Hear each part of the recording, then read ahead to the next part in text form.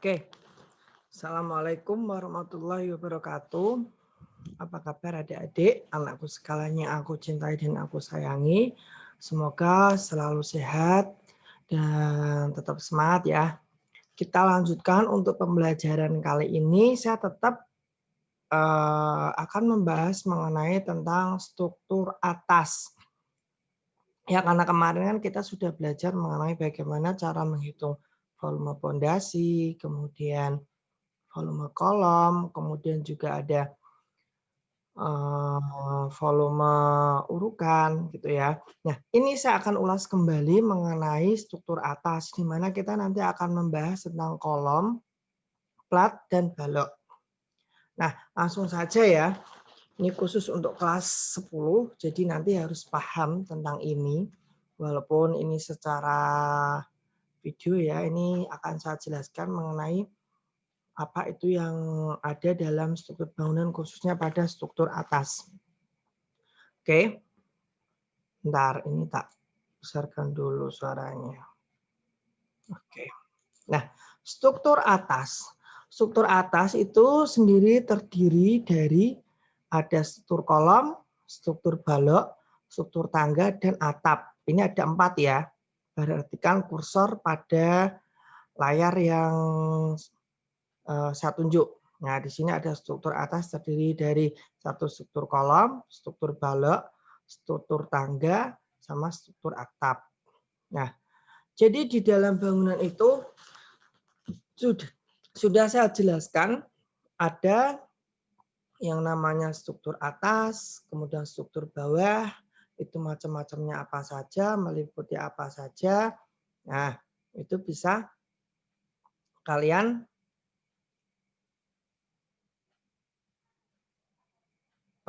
pelajari ya mengenai penjelasan saya, tapi di sini saya hanya akan membahas mengenai struktur atas. Nah, kolom.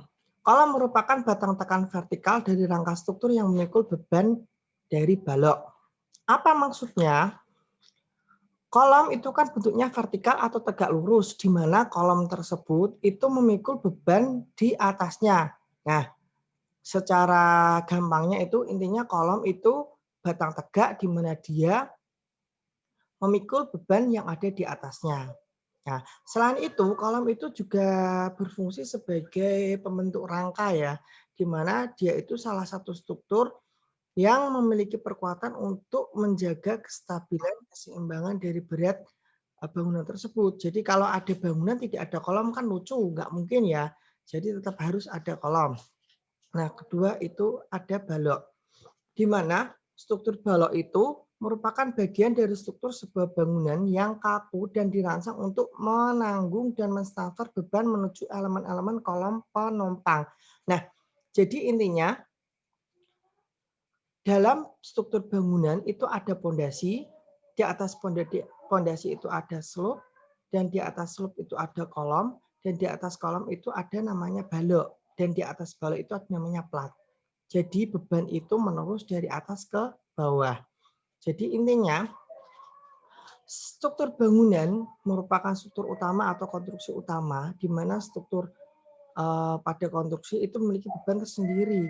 Jadi untuk plat itu menahan beban yang ada di atasnya, kemudian diteruskan ke balok, balok teruskan ke kolom, kolom baru teruskan ke pondasi.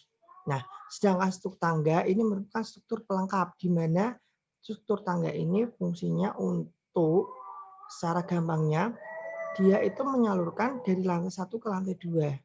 Jadi sebagai transportasi. Ya, sebagai transportasi. Nah, struktur tangga sebuah konstruksi yang dirancang untuk menghubungi dua tingkat vertikal yang memiliki jarak satu sama lain. Nah, struktur selanjutnya itu struktur atap, penutup atas, atap atau penutup atas suatu bangunan yang melindungi bagian dalam bangunan dari benda asing yang dapat masuk ke atas. Misal, contohnya gini, ada rumah, dia ada pondasi, kemudian di atas pondasi ada slope, slope ada kolom, kolom baru atap. Tapi kalau dia tipenya 2 lantai, jadi struktur atapnya di lantai 1 itu merupakan plat, kemudian di lantai 2-nya baru struktur atap. Nah, struktur atap itu bermacam-macam, ada yang dari atap kayu, ada yang dari baja ringan, dan sebagainya, gitu ya. Nah, kita lanjut. Yang pertama kolom. Kolom bentuknya seperti ini ya. Kolom itu bentuknya macam-macam. Ada yang bulat, ada yang kotak.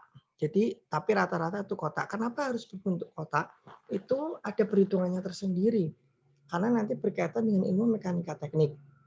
Yang jelas yang kita bicarakan itu merupakan kolom di sini terbuat dari beton. Di mana ingat dalam pembelajaran mekanika di mapel yang lain ya, bukan di mapel struktur, itu ada yang namanya gaya tekan dan gaya tarik.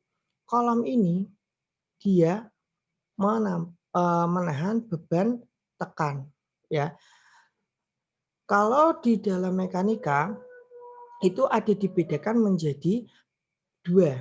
Satu, kalau kolom atau struktur beton, beton itu hanya bisa menahan beban tekan tapi tidak kuat terhadap tarik. Beda dengan kayu. Kayu dia tidak kuat menahan beban tekan tapi mampu menahan beban tarik.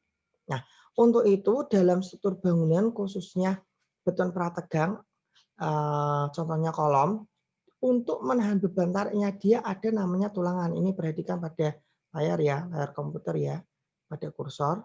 Itu ada tulangan. Fungsinya untuk tekannya sendiri itu ditahan dari beton dan untuk tariknya itu ditahan dari tulangan. Ya. Nah, prinsipnya untuk membuat sebuah beton itu minimal harus ada 4 tulangan. 1, 2, 3, 4. Nah, ekstra atau tambahannya ini tergantung pada perhitungan. Jadi minimal terbentuknya suatu bidang kolom yang berbentuk kotak itu minimal harus ada 4 tulangan. Di mana besi ini fungsinya untuk menahan tarik. Loh Pak, dia kan menahan tekan, ngapain buat menahan tarik? Jadi misalnya gini, ini dapat gaya dari atas ke bawah, strap, gini. Nah, dia akan menekan, maka pada tekanan ini dia akan kuat. Nah, ketika beban di atas terlalu kuat, otomatis akan melendut. Ketika melendut, ketika ada perhitungan, kekuatan lendutan itu kalau hanya memakai beton kan langsung ambrol, tapi kalau ada tulangnya dari besi, jadi dia mampu menahan dari gaya tariknya. Jadi ketika ditekan ini ngelendut segini, jadi beton dimungkinkan untuk tidak langsung ambrol berkaitan dengan safety, human safety ya. Itu. Nah, di sini dijelaskan. Kolom adalah batang tekan vertikal di rangka struktur yang memikul beban dari balok. Kolom merupakan suatu elemen struktur tekan yang memegang peranan penting dari suatu bangunan sehingga keruntuhan pada suatu kolom merupakan lokasi krisis yang dapat menyebabkan runtuhnya atau kolaps lantai yang bersangkutan dan juga runtuh total. Nah ini ya, nah seandainya, maaf saya pakai bahasa Jawa, seandainya ini tidak bisa menahan tekan, tidak ada tulangannya, dia langsung ambrol. Mulai dari atas ke bawah akan ambrol ke bawah. Next, kita lanjut. Nah, fungsi kolom sebagai menerus beban bangunan pondasi bila diumpamakan kolom itu seperti R. Nah, seperti ini. Untuk meneruskan berat bangunan dan beban lain. Cara gampangnya gini, ada atap, misalkan ini atap di atas seperti ini pada kursor. Dia ada kolom. Nah, kolom ini fungsinya hanya untuk menahan beban di atas. Sehingga ruangan yang di bawah ya atau area di bawah kolom itu bisa difungsikan. Gitu ya. Kita lanjut. Nah, jenisnya kalau di sini disebutkan itu ada tipe 3. Memang ada 3. Yang satu ya, menurut Bank Ferguson 1986 jenis kolom ada 3 yaitu kolom ikat, kolom spiral dan komposit. Bentar, ini tak pindah dulu biar terlihat sini ya. Nah, kolom ikat dia itu menggunakan sengkang. Sengkang kalau dalam bahasa tukang itu namanya begel.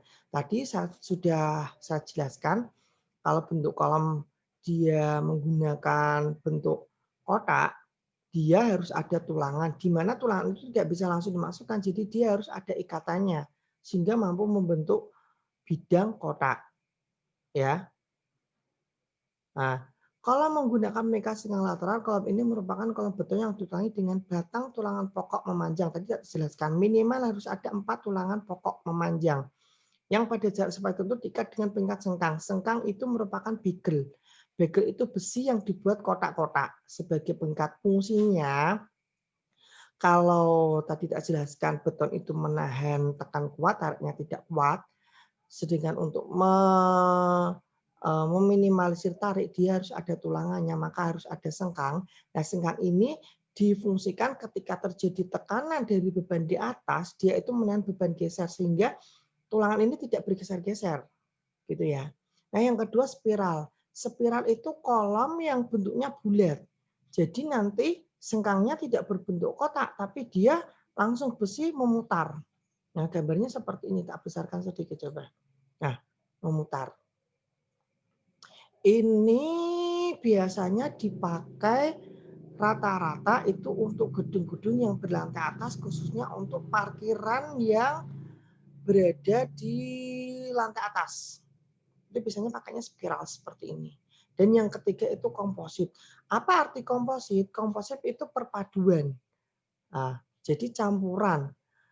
Dia memakai beton dan juga memakai besi. Biasanya yang dipakai ada yang besi IWF sama yang satu beam. Nah, ini biasanya untuk pembuatan pabrik-pabrik atau gudang. Jadi dia ada besi I, kemudian dicor dengan beton. Sama fungsinya, sama-sama kuat. Pak, kenapa kok gedung-gedung berlantai besar tidak pakai ini? Nah, itu beda. Karena perhitungannya nanti beda.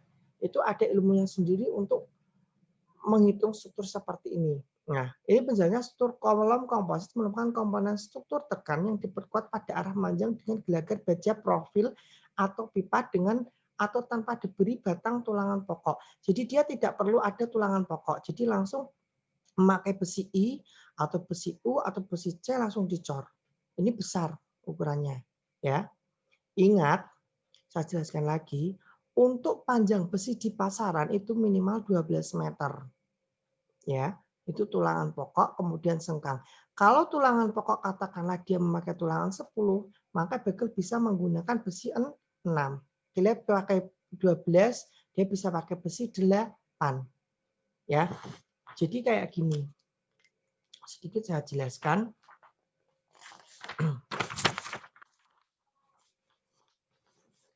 Bentar ya.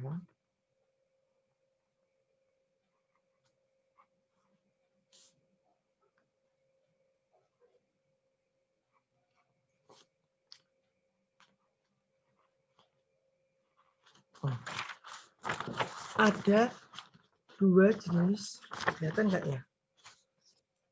Dua jenis. 8D10 sama 6 ya, dengan simbol bulat 8. Ini bacanya beda, sama-sama ukuran besi tapi beda. D itu digunakan untuk ulir. Simbol seperti ini ya, itu digunakan untuk tulangan polos atau besi polos. Besi ulir itu yang seperti apa, Pak? Besi ulir itu besi yang permukaannya ada seperti kayak gurat-guratnya, itu ulir. Dan kalau ini besi polos. Kalau untuk segi kekuatan sama, tapi biasanya lebih kuat besi ulir karena dia mengikat pada agregat yang ada di ini, di betonnya. Nah, ini bacanya kalau ini 8D10. Bacanya bagaimana? Dia besi 8, jumlahnya 10. Mohon maaf. Besi 8 jaraknya 10. Jadi per jaraknya itu 10. Tapi kalau 6, simbol seperti ini 8, dia besi 6, jumlah besinya ada 8. Untuk polos. Saya ulangi. Besi 8, jumlahnya 10. Besi 6 dengan jarak 8. Itu biasanya untuk sengkang. Jadi jarak itu seperti ini.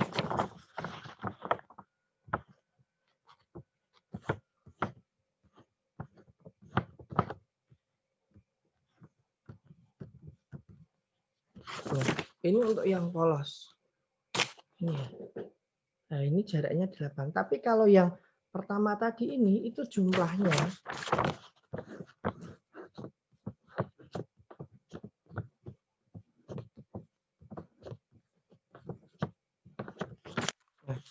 jumlah tulangan pokoknya itu seperti ini. Nah, ini ada 8. Jadi beda. Ini untuk sengkang, ini untuk tulangan pokok. Biasanya kalau misalkan dia tulangan pokok pakai yang di atas ulir, maka senggangnya tetap memakai yang polos. Gitu ya. Oke. Kita lanjut. Nah, ini. Nah, gambarnya seperti ini.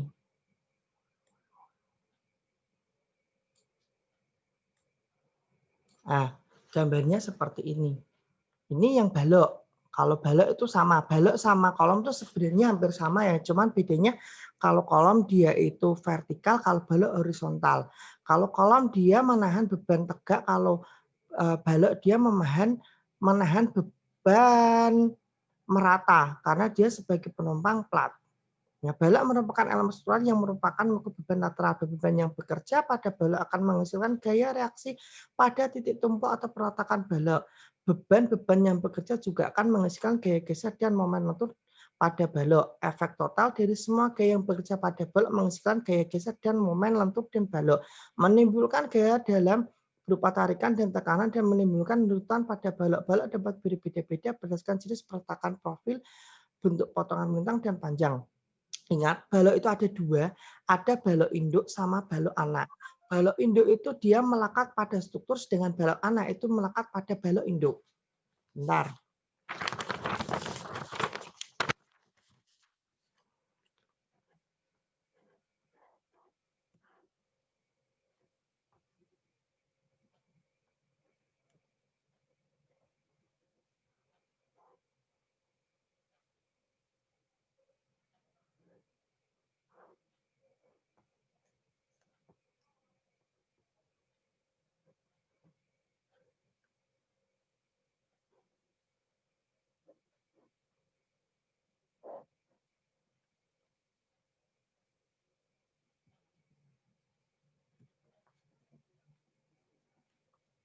Bentar ya.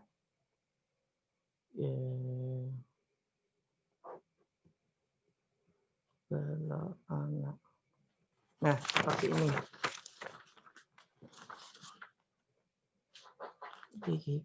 Nah, kalau balok induk semisal ini kotak-kotak ini kolom, antar kolom itu ada garis sprint saya anggap balok induk, maka balok anak itu yang dia mengikat antara balok induk ini ke balok induk yang lain. Di sini ini balok anak.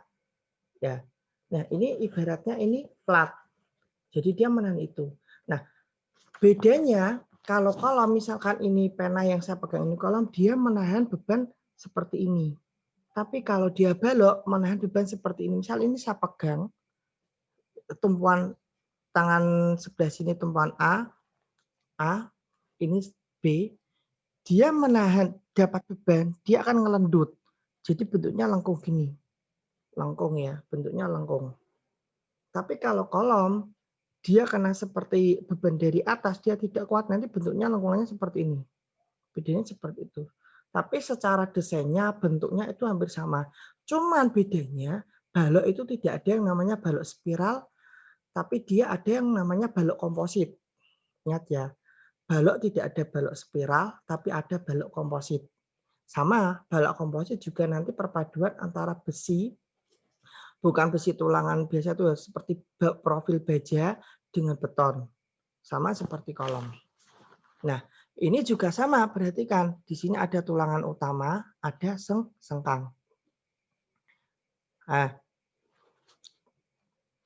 pada prinsipnya kolom, balok itu hampir sama. Cuman peletakannya kalau kolom dia itu, saya ulangi, saya vertikal, balok itu horizontal, balok mengikat pada kolom itu dinamakan balok induk, tapi kalau balok yang mengikat pada balok itu namanya balok anak. Sama-sama menahan beban lateral, di mana beban merata itu balok untuk menahan beban dari plat. Plat itu apa, Pak?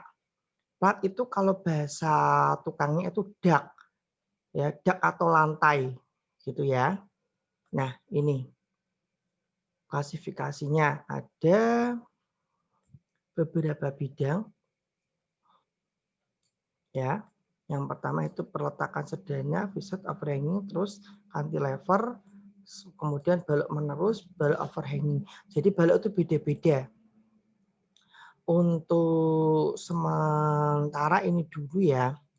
Nanti oke, saya lanjutin satu dulu deh.